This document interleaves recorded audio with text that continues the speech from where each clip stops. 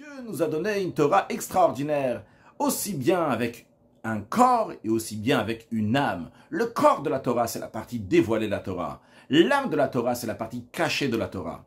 Dans la partie dévoilée de la Torah, dans le corps de la Torah, il y a beaucoup de lois, des choses qui peuvent arriver.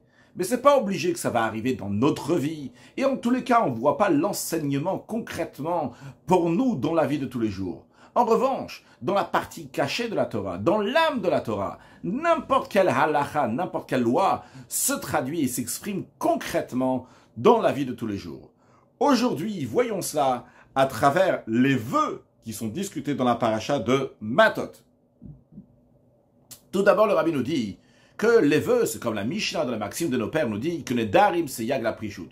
Lorsque quelqu'un s'interdit quelque chose qui est permis en lui-même, il fait un vœu sur cela, il se sépare de cela, ce qui est d'ailleurs donc le travail, le service de Dieu, de Kadesh Atzmecha B'Mutar, de se sanctifier, même dans les choses qui sont permises, tu te sanctifies, tu te distingues de ces choses-là, tu as le droit de les faire, mais vu que ce n'est pas pour le service de Dieu, eh bien tu t'éloignes de ça. Donc c'est l'idée de faire un vœu, de s'éloigner de quelque chose qui est déjà permis. Le rabbi fait remarquer, bien qu'à propos des vœux, c'est pas toujours a priori bien vu, dans le Talmud Yerushalmi, il est dit, pourquoi tu fais un vœu? Ça suffit, déjà la Torah elle t'interdit certaines choses, pourquoi t'interdire encore d'autres choses? Mais le rabbi dit, il faut voir la situation de la personne, c'est en fonction. Des fois, certaines personnes doivent faire un vœu, et des fois, certaines personnes ne doivent pas faire un vœu. Ce qui est écrit dans les Yerushalmi, que quelqu'un ne doit pas faire un vœu, on parle de quelqu'un qui se comporte toujours bien, dans l'expression du verset « Asa Elohim et Adam Yachar », que l'homme, il a créé l'homme de manière droite, et cet homme-là a gardé cette image, il est toujours resté droit, il s'est bien comporté. Dans ces cas-là, on le dit, toi, tu n'as pas besoin de te séparer des choses qui sont permises. Non seulement que tu n'as pas besoin de te séparer des choses qui sont permises, mais au contraire, tu n'as pas le droit de te séparer des choses que Dieu t'a permis. Parce que tu as le devoir de t'occuper de ces choses qui sont basses. Quand on dit qu'ils sont basses, qui sont plus bas que l'être humain. C'est-à-dire, tu as besoin de prendre ce minéral, ce végétal, cet animal, et l'élever dans le niveau d'être humain. Que toi, tu es une personne qui a toujours été droite. Et donc, c'est une chose qui est extraordinaire que le minéral, végétal, animal va s'élever dans un être humain comme toi. Mais lorsque la suite du verset « Asa Elohim et Adam Yachar », le verset au début, il dit que Dieu il a fait l'homme de manière droite. Mais dans la suite, il écrit que les êtres humains, ils ont beaucoup de pensées, de mœurs, de pensées qui ne sont pas très droites.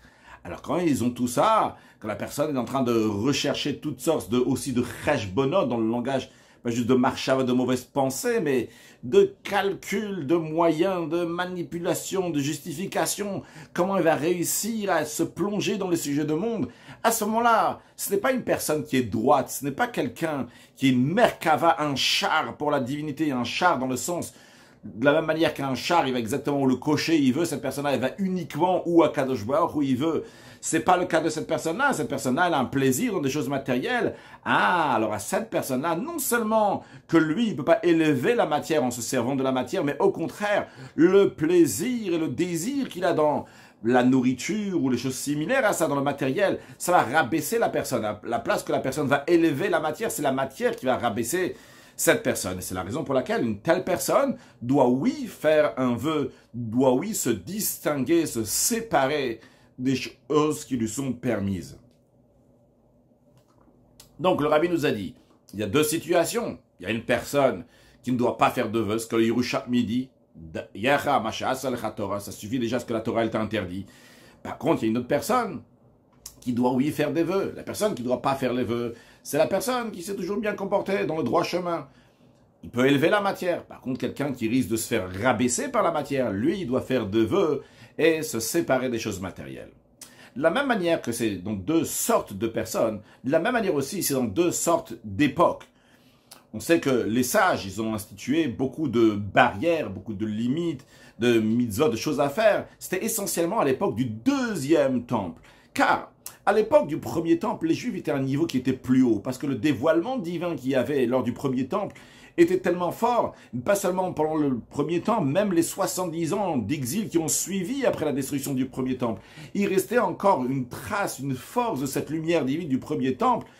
Et donc, les Juifs n'avaient pas besoin qu'on va faire tellement de barrières, de restrictions pour bien se comporter. Il pouvait élever la matière. Par contre, dans le deuxième temple, qui manquait dans le dévoilement de la lumière de la Kedusha, comme la Gemara elle dit, dans le deuxième temple, il manquait certaines choses qu'il y avait dans le premier temple, eh bien, vu qu'il n'y avait pas une si grande lumière divine dans le deuxième temple, c'est la raison pour laquelle que l'obscurité de l'autre côté des forces du mal s'est renforcée. C'est la raison pour laquelle que les sages, ils ont mis des barrières et des limites pour que les juifs de cette époque-là vont pouvoir se mesurer avec cette grande obscurité des forces du mal. Et d'ailleurs, dans cet esprit-là, on comprend aussi, c'est la raison pour laquelle de génération en génération, de plus en plus qu'il y a de l'obscurité, de plus en plus les sages ont rajouté encore des chumrot, donc être stricts sur certaines choses, se priver de certaines choses, de mettre des barrières, etc. Donc on a vu qu'il y a deux sortes de personnes, des personnes qui ont pas besoin d'un vœu, des personnes qui ont besoin d'un vœu. On a vu aussi qu'il y a différentes époques, dans les époques avant qu'il n'avait pas besoin de vœu, dans les époques plus tard dans lesquelles il y a plus d'obscurité, qui a besoin de vœu, c'est-à-dire dans le sens, pas vœu littéralement, mais les sages qui ont mis donc des barrières. Le rabbi nous dit, de la même manière qu'il y a des différences entre les générations de manière générale, de la même manière aussi, dans chacun de nous personnellement, il y a des moments qui sont différents. Il y a des moments dans lesquels ça éclaire la divinité. À ce moment-là, la personne n'a pas besoin de se craindre, de s'inquiéter des sujets du monde, parce que non seulement que le monde ne voile pas sur la divinité, mais au contraire, le monde dévoile les mondes qui a la divinité. Re'umi barael, on voit qui est-ce qui a créé le monde. Mais il y a d'autres moments dans la personne dans lesquels il y a une grande obscurité et il ne voit pas la divinité. À ce moment-là, la personne doit mettre des barrières et des limites, de se séparer, de s'empêcher d'avoir affaire avec beaucoup de choses matérielles, même quand c'est des choses qui sont permises, parce que ces choses-là risquent de le détourner et de le rabaisser. Bien, donc ce qu'on a vu, il y a deux sortes de personnes, des personnes qui ont besoin d'un vœu, personnes qui n'ont pas besoin de vœu, deux sortes de générations, générations qui ont besoin d'un vœu, générations qui n'avaient pas besoin de vœu, et dans la personne même, des moments dans lesquels il y a besoin de faire des vœux, et des moments dans lesquels il n'y a pas besoin de faire des vœux. Les moments où il faut faire un vœu, c'est lorsqu'on voit pas la divinité, on voit plutôt les sujets matériels à ce moment-là, pour pas tomber dans les choses matérielles. Il faut faire des vœux. Quand on dit de faire des vœux, c'est-à-dire donc décider de s'éloigner de quelque chose qui est matériel, bien qu'il est permis. Et il y a des moments dans lesquels on voit la divinité, dans lesquels c'est pas nécessaire de faire un vœu, vu qu'on voit la divinité, donc il n'y a pas besoin de se séparer des sujets du monde. Le rabbi continue en disant que l'effet, l'utilité de ces barrières sont pour deux choses. C'est, de manière générale, pour réussir la guerre avec les forces du mal, bien que le mal se renforce. C'est pour ça qu'on fait un vœu, on se sépare de quelque chose. Mais il y a deux utilités. Premièrement, par le fait qu'on se distingue, on s'éloigne de la matière en se faisant des barrières, eh bien, par cela, on a moins à faire avec l'obscurité du monde. Le fait que nous ne sommes pas en contact avec l'obscurité du monde, ça empêche l'ennemi, les forces du mal, et ça ne donne pas la force de se battre contre la Kedusha, contre la sainteté, parce qu'on n'est pas là-bas du tout, on n'est pas dans ce domaine. Deuxièmement, c'est pas seulement que par cela les forces du mal vont pas pouvoir nous atteindre, mais deuxièmement, par le fait qu'on se sépare, on fait des chumrot, on est strict des sujets du monde, par cela on amène une lumière divine qui est très très haute, et par cela ça renforce la Kedusha, ça renforce la sainteté. Donc c'est pas juste qu'on ne donne pas la force aux forces du mal, mais en plus de ça, c'est surtout qu'on renforce le côté de la Kedusha, de la sainteté. De la même manière en ce qui concerne les vœux, de la même manière que donc, quand on sépare concrètement, ça fait ces deux choses-là.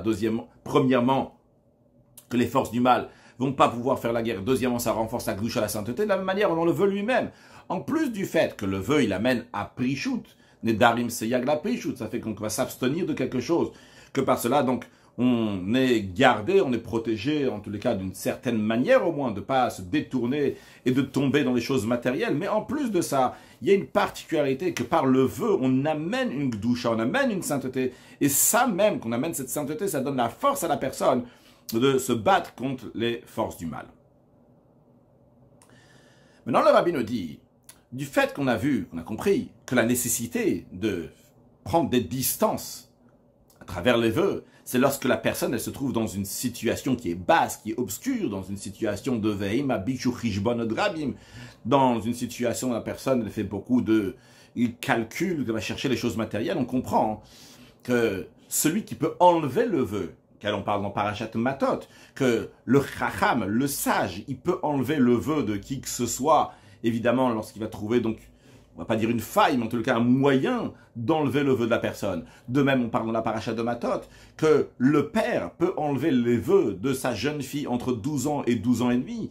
De même, on retrouve que le mari peut enlever le vœu de sa femme lorsque c'est des vœux qui sont entre l'homme et la femme. Par exemple, si la femme, elle a dit « je veux pas me maquiller », la personne, elle veut avoir une femme qui est maquillée, il peut lui dire « non, j'enlève ton vœu, tu n'as pas l'interdiction de te maquiller ». Donc, ces personnes-là qui enlèvent le vœu, on comprend qu'ils sont dans une situation qui est plus haute que la personne qui avait besoin d'un vœu. C'est-à-dire, il y a quelqu'un qui a fait un vœu, et il y a une autre personne qui peut enlever le vœu. Alors, la personne qui a fait le vœu, elle se trouve dans une situation qui est basse. C'est pour ça qu'il avait besoin de faire un vœu.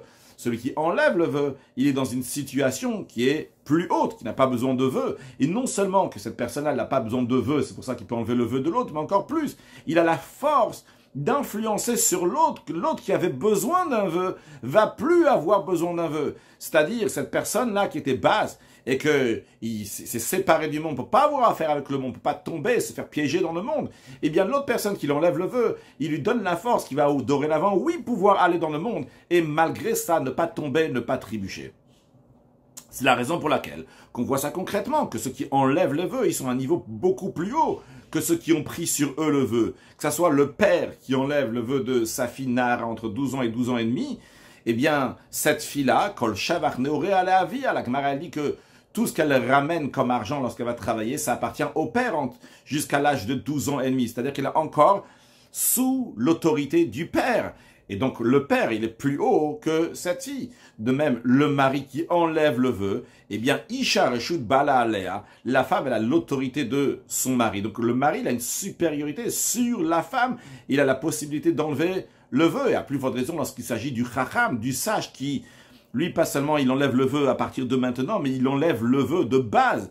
Et particulièrement, d'après les Rishonim, ces décisionnaires qui disent que lorsque le chacham, il enlève le vœu, ça doit être un chacham, pas juste ordinaire, mais un sage, qui a reçu l'ordination rabbinique de génération en génération jusqu'à Moshe Rabbeinu. On peut comprendre comme il a un niveau qui est extrêmement haut. Et lorsqu'il y a 3 personnes, donc pas un chacham spécialement, mais 3 personnes ordinaires qui se font bedin tribunal pour enlever le vœu, eh bien on a un tribunal ici, donc un tribunal qui est important, qui peut enlever le vœu. Donc, le rabbi nous a dit, la personne qui prend le vœu, lui, il a besoin de prendre un vœu, parce qu'il est dans une situation qui est inférieure. Celui qui enlève le vœu, il est dans une situation supérieure. Non seulement que lui, il n'a pas besoin de prendre un vœu, mais en plus de ça, il peut annuler le vœu de l'autre. Qu'est-ce que ça veut dire dans le sens profond, annuler le vœu de l'autre? C'est-à-dire qu'il lui donne la force et la possibilité dorénavant d'avoir affaire avec le monde. Maintenant, le rabbi va nous expliquer tout ça, mais comme c'est de manière détaillée. C'est-à-dire, ce qu'on a parlé jusqu'à présent, c'était de manière globale, mais de manière détaillée. Dans nous-mêmes, dans chacun de nous, nous avons ces 2 niveaux-là. Nous avons un niveau dans lequel on doit faire un vœu et un niveau qui est encore plus haut dans lequel il n'y a pas besoin de faire un vœu.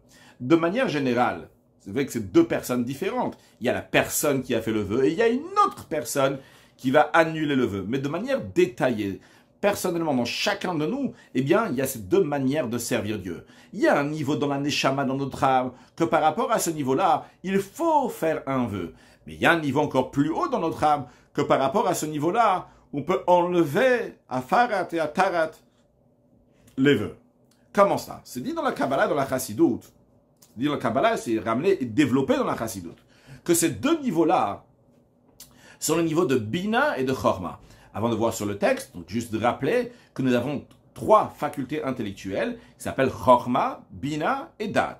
Ce qui est discuté ici dans la Sikha, c'est le niveau de Chorma et de Bina. Le niveau de Chorma, c'est la première phase de la compréhension. Il n'y a pas ici encore une compréhension, mais il y a un éclair.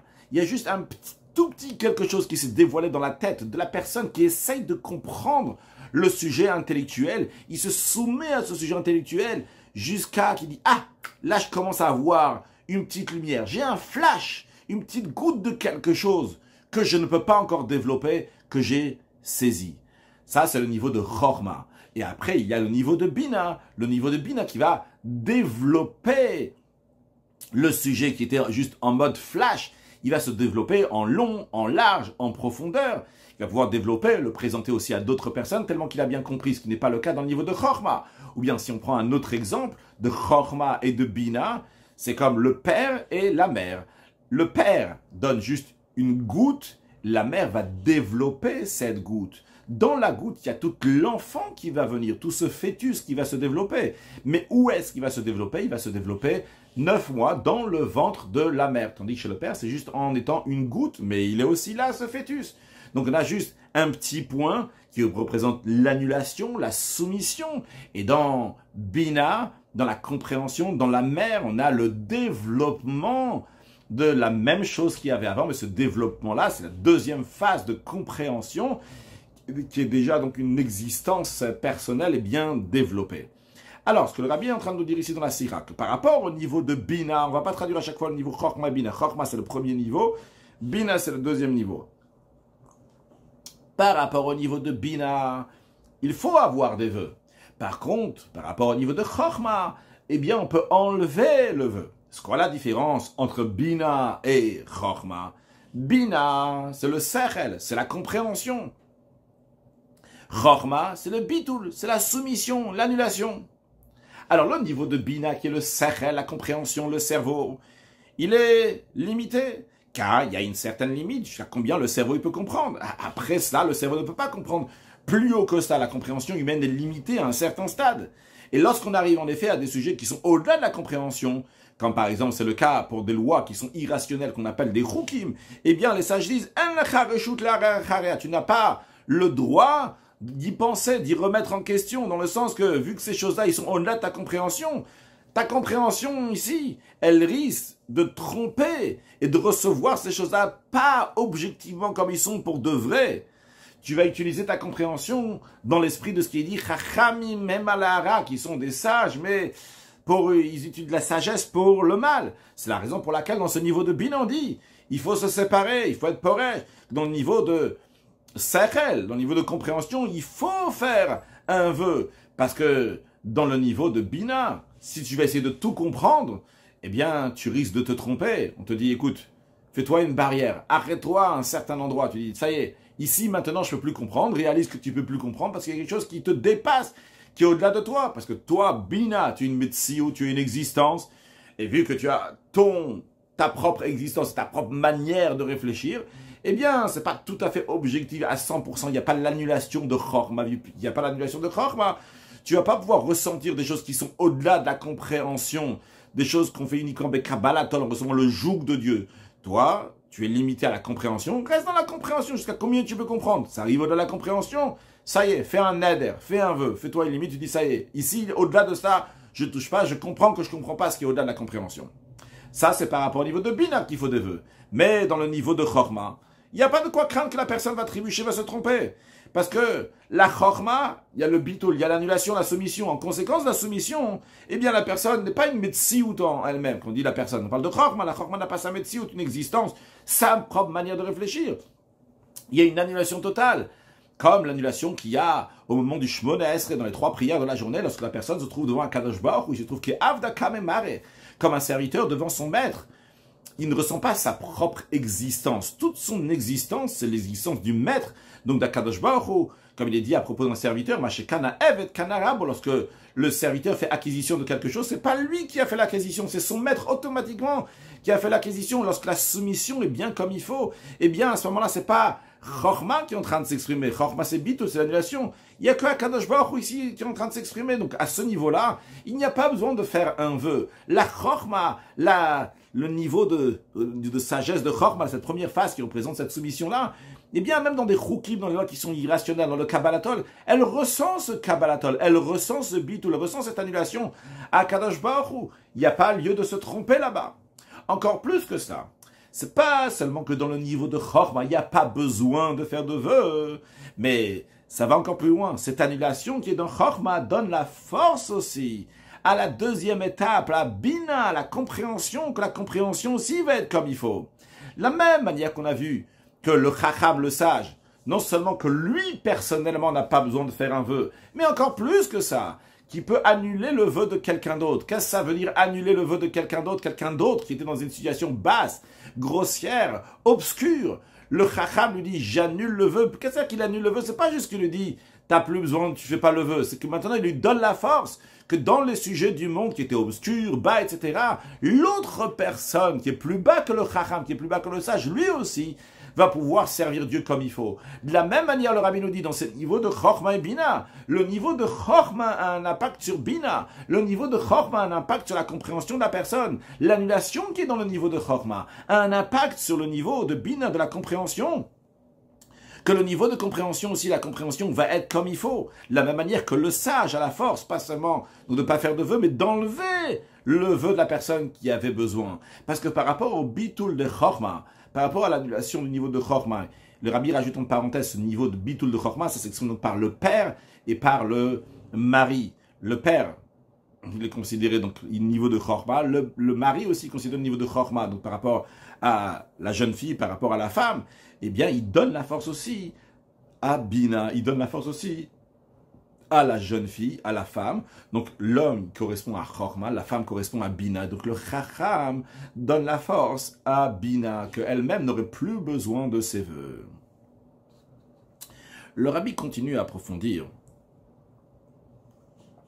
en nous disant que cette brichoute, cette séparation, lorsque quelqu'un il fait un vœu, c'est pas seulement parce que les choses qui sont permises de ce monde-là, qui sont permises d'après la Torah, ils risquent de l'amener à faire des choses interdites. Parce que c'est une manière de voir pourquoi il y a besoin de faire des vœux. Parce qu'en faisant des vœux, par cela, la personne ne va pas arriver à faire quelque chose qui est interdit. Parce que quand il s'interdit, c'est une barrière, même dans quelque chose qui est permis. C'est déjà la chose qui est permise. Il s'est mis une barrière, il ne va pas arriver à fauter dans la chose qui est interdite. Le Rabbi nous dit que ce n'est pas seulement ça la raison pour laquelle il y a un vœu, qu'il y a une puriche ou qu'il faut se séparer. Mais aussi, pour une autre raison. Parce que le fait même d'être plongé, d'être dans les sujets permis de ce monde-là, ce n'est pas bien. Parce que par le fait que la personne elle est préoccupée, elle est plongée dans les sujets du monde, eh bien le monde commence à voir Tfisatma comme une existence qui est importante. Et si le monde il a une existence qui est importante, même c'est un monde qui est permis, un domaine qui est permis, un contexte, qu'on a le droit de faire des choses là-bas. Et finalement, vu qu'il y a une importance à cela, eh bien, c'est le contraire du sentiment que Einod Milvado, il n'y a rien d'autre à part Akadosh Baruch Hu. Cette personne-là ne ressent plus qu'Akadosh Baruch Hu. Il ressent un monde qui est permis, des choses que la Torah le permet. Mais il ne ressent pas Akadosh Baruch Hu. Ça même, c'est problématique. Donc, le vœu, le fait de ne pas faire quelque chose qui est permis, c'est pas juste pour pas arriver à quelque chose d'interdit. C'est tout simplement aussi pour pas être dans les sujets de ce monde, pour ressentir le Einod Milvado, qu'il n'y a rien d'autre à part Hashem.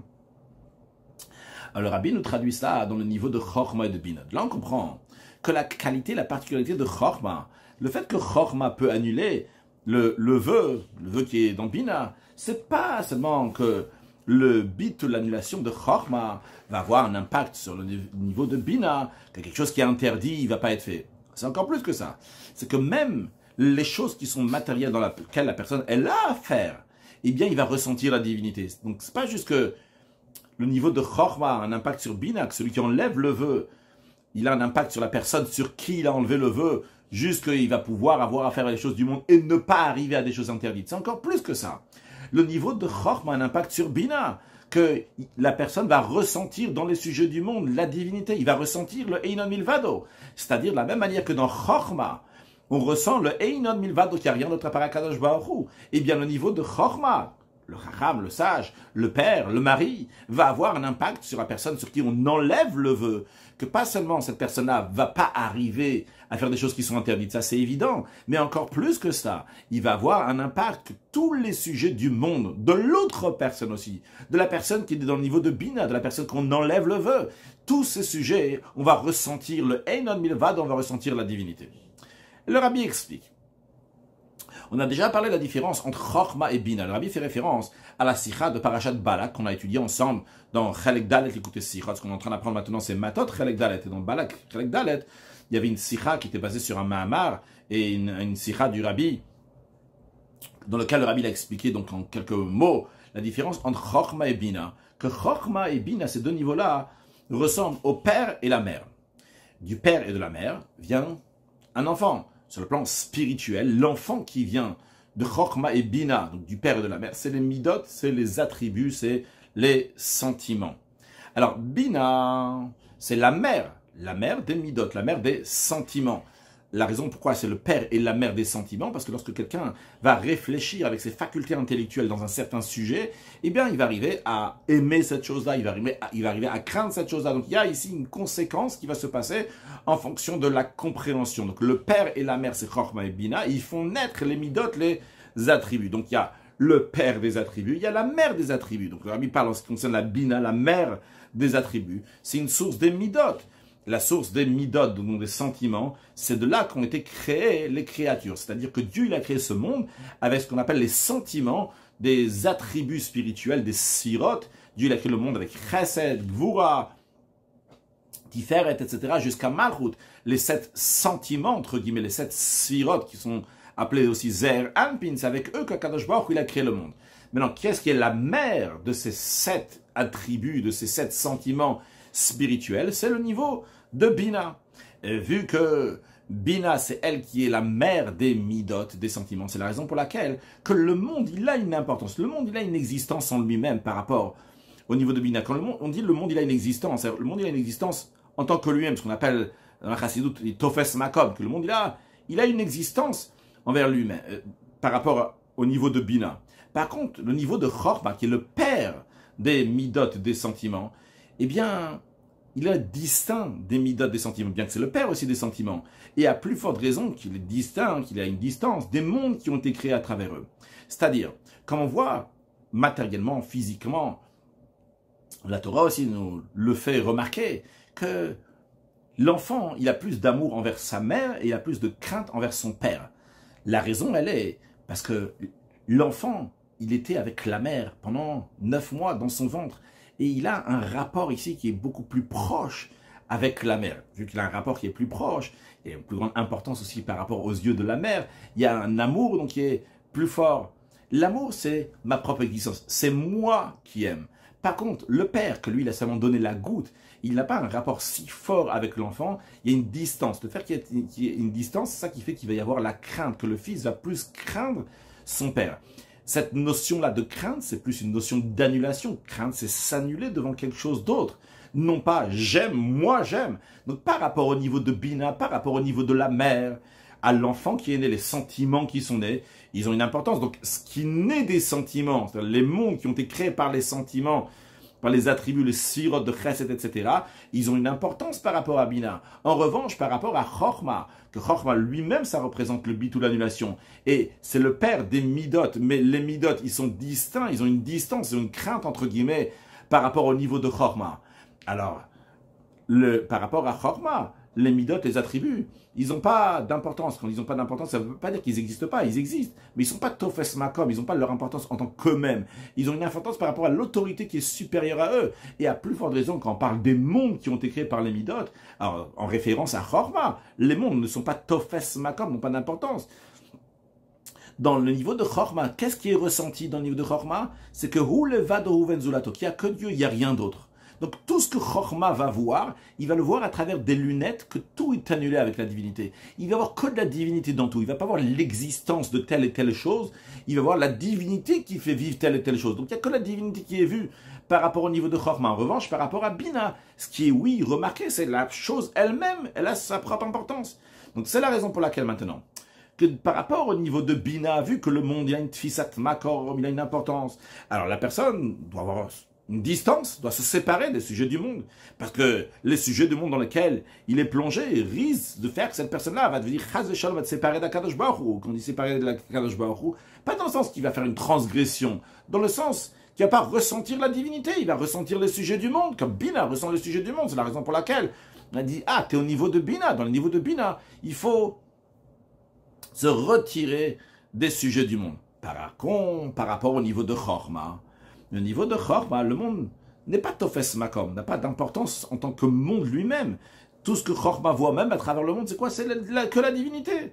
C'est la raison pour laquelle la personne peut avoir affaire les sujets du monde. Et malgré le fait qu'il va avoir affaire avec les sujets du monde, eh bien, ces sujets du monde ne vont pas faire que cette personne-là va se séparer d'Akadosh Baruch Hu, parce que le monde, il n'a pas d'importance en lui-même. Toute l'existence de ce monde-là, c'est uniquement de la divinité. Dans la note 27, dans la première partie, le Rabbi ramène un exemple. Cette différence entre Chorma et Bina. Et tout d'abord, avant de dire, mais savoir qu'il y a 4 mondes spirituels, Atzilut, Bria, Yetzira, Asiya, pour cette note qui nous concerne, c'est les 2 premiers mondes, le monde de Atzilut et le monde de Bria. Et dans le monde de Atzilut, dans ce premier monde, ce qui est clair, ce qui est ressenti là-bas, c'est le niveau de Chorma. En d'autres mots, dans le monde de Atzilut, ce qui est ressenti, c'est l'annulation totale à Kadosh Baruch Hu. Dans le deuxième monde, dans le monde de Bria, ce qui est ressenti là-bas, c'est le niveau de Bina. C'est là-bas que règne le niveau de Bina, donc la compréhension, donc le deuxième niveau des facultés intellectuelles. Alors, il est dit que Yosef, il avait 11 frères, Yosef lui-même, il était dans le niveau de monde de Hatzilut. Par contre, ses frères, ils étaient dans le monde de Bria. Et c'est la raison pour laquelle on retrouve la différence entre Yosef et ses frères dans la manière de se comporter, qu'est-ce qu'ils faisaient dans la vie. Les frères de Yosef, qui étaient dans un niveau inférieur de Yosef, eux, ils étaient dans le monde de Bria. Eh bien, ils étaient des bergers. C'est quoi l'idée d'un berger? C'est quelqu'un qui est séparé, quelqu'un qui se trouve dans le pâturage, dans le champ, il n'est pas en pleine ville. Il est dans un endroit qui est séparé des sujets du monde. Parce que eux, ils étaient dans le niveau de Bina. Par rapport au niveau de Bina, il faut se séparer des sujets du monde. Et c'est ce qu'ils ont fait. Par contre, Yosef, il était en plein Égypte. Ervat Haaretz, la nullité de la terre.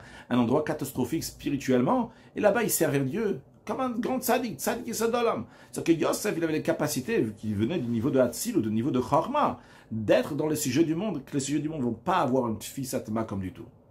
Bien, donc le rabbi nous a expliqué de manière extraordinaire, dans le sens profond des choses, comment on retrouve le niveau de Chorma, Bina, Chorma qui n'a pas besoin d'un vœu, donc Bina qui a besoin d'un vœu, encore plus que ça, que même quand Bina fait un vœu, le niveau de Chorma a un impact sur le niveau de Bina, qui ne va pas avoir besoin de vœux, et ça c'est des niveaux qu'il y a dans nous-mêmes, quand on dévoile le niveau de Chorma, et bien à ce moment-là on peut avoir un impact même sur le niveau de Bina qui est dans nous, qu'on peut avoir à faire avec les sujets du monde, sans être plongé dans les sujets du monde, mais voir la divinité qu'il y a dans les sujets du monde. Si on dévoile seulement le niveau de Bina qui est dans nous, à ce moment-là, il faut se faire des distinctions, se distinguer des sujets du monde, faire des barrières et des chumrot. Le rabbi relie tout ça avec le mois de Menachem Av. Dans certaines années, comme l'année où la Sikha a été dit en Tafshin Chav Bet en 1962, le Shabbat Parashat Matot, c'est le Shabbat dans lequel on bénit le mois de Menachem Av. Et il n'y a pas d'hasard. Ce Shabbat-là qu'on bénit le mois de Menachem Av, c'est le Shabbat dans lequel on lit la Parasha des vœux. Et le rabbi il basait ce qu'on vient d'expliquer, et on va comprendre aussi quelque chose d'incroyable dans le mois de Menachem Av, qui arrive à Ba'aleinu le Tov, qui arrive pour le bien. Le mois est appelé Av. Depuis quand? Déjà depuis l'époque du Targum, à l'époque des Kasdim, déjà c'était appelé le Av. Mais la coutume juive, une coutume juive c'est Toraï, c'est comme ça que ça doit être, c'est un enseignement de Torah, c'est un sujet de Torah. Que lorsqu'on bénit le mois de Av, on dit Menachem Av. Menachem veut dire le consolateur, consoler Av. Et c'est pas juste une coutume, mais encore plus que ça. Ça a des conséquences halachiques. Quand on écrit un document, quand on écrit même un get, un acte de divorce, que si on écrit Menachem Av, encore plus que ça, même si on n'a pas écrit sur le document Menachem Av, on a juste écrit Menachem. Et bien vu que tout le monde sait, s'établit, que le mois de Av s'appelle Menachem, eh bien le get, l'acte de divorce, il est kasher. Le rabbi veut souligner ici l'acte de divorce, que dans un acte de divorce, on est extrêmement précis sur tout ce qu'on écrit. On voit que ça s'appelle Menachem Av. Le rabbi nous dit, dans le sens simple, la raison pourquoi il s'appelle Av, c'est lié, Mishenir Nassar, comme il y a écrit, lorsque le mois de Av y rentre, il y a des choses qui sont négatives. Ça montre sur des choses pas bonnes qui sont arrivées ce mois-là. D'ailleurs, dans la note 32, le rabbi a dit, de voir ce que le Harizal dit quand il parle de Havel. A priori, ce qui est écrit là-bas, que Havel, le langage de Havelou, de deuil, c'est aussi lié avec Av. L'explication du Harizal, par le sens simple, en tous les cas, c'est aussi lié donc avec quelque chose de négatif. Donc, Av en lui-même, c'est une connotation qui est négative. C'est la raison pour laquelle qu'on ne veut pas appeler juste Av, on dit Menachem Av, ou même Menachem tout court. Consolation, qu'est-ce que ça veut dire? On demande à Kadosh Baruch Hu qu'il soit Menachem, qui va consoler les sujets du mois de Av. Menachem Av, qui va consoler les sujets négatifs. Mais le rabbi dit encore un troisième point. Je dis un troisième point, parce que le rabbi a expliqué pour l'instant Av, connotation négative. Deuxièmement, Menachem, consolation de cette connotation négative de Av. Mais le rabbi dit un troisième point, c'est sur le mot de Av. On retrouve que Av, c'est une connotation positive, pas juste positive, même très très haute, très positive. Ça monte sur un niveau qui est encore plus haut même que Menachem Stam, que la Menachem qui veut dire la consolation. Comment ça? Il est écrit Anochi ou Menachemchem. c'est moi-même, Akadosh Baruch Hu, qui va venir vous consoler. Nos sages expliquent sur cela qu'en général, le Père, lui, il a la rachmanout, il a la miséricorde. Comme le Père, il a la miséricorde sur un enfant, comme ça on dit. Mais la nechama, la consolation, c'est la mère. Comme il y a écrit, comme un homme que sa mère va le consoler. Ici, dans ce verset-là, quand il y a Anochi, Anochi menachemchem, c'est moi-même, Akadosh Baruch Hu, qui va venir vous consoler. Nos sages disent, Dieu il dit, je vais faire le travail aussi bien du Père et de la mère. Alors, qu'est-ce que ça veut dire ça? Le rabbi nous dit que le mot menachem, ça monte sur le niveau de Bina. Menachem, la consolation, c'est qui? C'est la mère, M. Et c'est quoi le Hav? Le Hav, il est encore plus haut. Chochma, il est encore plus haut que Bina. Donc, dans ces cas-là, le Hav, le Père, que lui, il est encore plus haut que la consolation. Comme on va voir dans la suite, que le Père, donc il y a avec Rachamim, la miséricorde, on va voir comment Rachamim, c'est encore plus haut. Donc, il y a ici une connotation pas juste positive dans le mot de Hav, mais une connotation qui est extrêmement haute, encore plus haut même que le mot Menachem en lui-même, parce que Menachem, c'est lié avec la mère. La mère, elle reçoit du Père. Donc, le Père, il est encore plus haut, le Hav, il est encore plus haut. Donc, avant de développer, le rabbi nous dit, qu'est-ce qu'il en ressort de ça? Que dans le nom du mois, il y a trois choses. Premièrement, il y a Av, connotation négative, pas bien. Mishénichnasav, le mois de Av, il rentre, des choses négatives.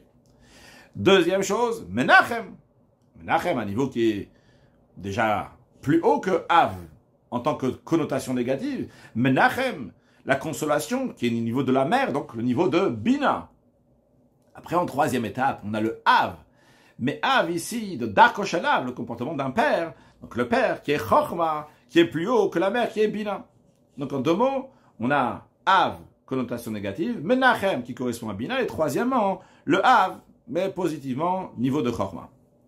C'est quoi la différence entre consolation, qui est liée donc avec la mère, Bina, et Rachamim, qui est Rachem, la miséricorde qui est liée avec le Père? Eh bien, la nechama, la consolation, elle est liée avec un manque. Pour ce manque-là, c'est la raison pour laquelle il y a une consolation. Qu'est-ce que ça veut dire? Que même après qu'il va y avoir une consolation, mais ce qui n'est pas bien est encore ressenti. Il y a une perte, il y a quelque chose qui a été perdu. Seulement quoi? Cette consolation, c'est qu'on trouve rationnellement certaines raisons jusqu'à qu'on peut consoler. À tel point qu'on va même pouvoir trouver une raison que la personne va recevoir cette chose qui n'est pas positive, qui lui est arrivée, il va la recevoir, mais simcha, avec joie. Mais le manque, il est toujours là. Le manque, il est là. Le manque, il ne va pas partir. D'ailleurs, dans la note, le Rabbi ramène, que la Gemara en dit, que de la même manière qu'on dit une bénédiction sur le bien, on dit une bénédiction sur le mal. Le Rabbi, il souligne, qu'est-ce que ça veut dire? On te dit ici de bénir Hachem, de faire une bénédiction. C'est que même quand quelqu'un il bénit, il reçoit le sujet avec joie, mais ça s'appelle quand même un rat, ça s'appelle quelque chose qui est négatif. C'est d'ailleurs la raison pour laquelle aussi on dit Keshem, de la même manière. De la même manière qu'il faut bénir sur quelque chose qui est positif, de la même manière aussi sur quelque chose qui est mal. On ne dit pas que c'est la même chose. On dit que c'est de la même manière. Quand on dit de la même manière, il faut comparer à quelque chose d'autre. Parce que dans la Nechama, lorsqu'il y a une consolation, il manque quelque chose. Seulement quoi? On a trouvé des raisons rationnelles, mais le manque est toujours là. Mais on le reçoit, malgré ça, on le reçoit aussi avec simcha, avec joie. C'est d'ailleurs la raison pour laquelle, que dans la consolation des hommes des lieux, Dieu préserve, la loi elle est qu'après, une fois que c'est passé le moment de consolation, eh bien, on n'a pas le droit de consoler l'endeuillé. Vu qu'il n'est plus maintenant dans une situation douloureuse, on n'a pas le droit de le conseiller, de consoler et par cela éveiller une souffrance. Parce que comme on a dit, une nechama, une consolation, c'est lié avec la souffrance. Et d'ailleurs, basé sur ça, le rabbi dit, a priori, d'après ça, après la résurrection des morts, il n'y aura plus de consolation, de sous-consolation, parce que ce sera après la résurrection que, ou macha vayedima, qu'Akadosh Baruch Hu va effacer toutes les larmes. Et dans la note, le rabbi rajoute qu'on ne peut pas dire qu'il va y avoir une consolation sur la situation qu'il y a eu avant, sur la situation qu'il y a eu lors de l'exil. Parce que lorsque Mashiach va venir, va se dévoiler le bien caché dans les souffrances de l'époque de l'exil. Et comment, à travers eux, on est arrivé au dévoilement des temps futurs. Et comme il est dit, « Oh, travail qui a naftabi ?» On va remercier Hachem parce qu'il s'est mis en colère sur nous. Donc ça, c'est en ce qui concerne la consolation. Donc le Rabbi nous a dit en 2 mots que la consolation, c'est quelque chose qui nous manque concrètement, mais on trouve des raisons, même si on va le recevoir Bessimcha, mais en tous les cas, il y a quelque chose ici qui est manquant. Ça, c'est la notion de consolation, le niveau de consolation, donc qui correspond au niveau de Bina, qui correspond au niveau de la mer. Ce qui n'est pas le cas en revanche de Rachamim, de la miséricorde. Les Rachamim ont un impact que tout ce qui est manquant va se concrétiser et qu'il n'y a plus lieu d'avoir de la souffrance. C'est la raison pour laquelle le Rabbi nous dit que c'est l'explication pourquoi la résurrection des morts va venir du niveau de Rachamim, de miséricorde, comme il est dit, Mechayem metim berachamim rabim, qu'Akadosh Baruch Hu fait ressusciter les morts avec grande miséricorde. Parce que par rapport Rachamim rabim, grande miséricorde, il n'y a plus de mort, il n'y a plus de chute, il n'y a plus de descente, il n'y a plus rien qui est négatif. Et c'est la raison pour laquelle aussi que Nechama, la consolation, ça vient du niveau de Bina, ça vient de consolation de niveau de M, de la mère. Et Rachamim, la miséricorde, ça vient du niveau de Chochma, du niveau du Père. Parce que par rapport au niveau de Bina, par rapport à ce niveau-là, le monde, il a une existence, il est Tofes Makom. Alors même lorsqu'la personne, elle reçoit ses souffrances, elle reçoit Bessimcha, mais il ressent encore qu'il y a des souffrances. Seulement quoi? Ces souffrances-là, il les reçoit, il les accepte avec joie. Parce que le monde, il reste avec une Tfisatma comme une existence.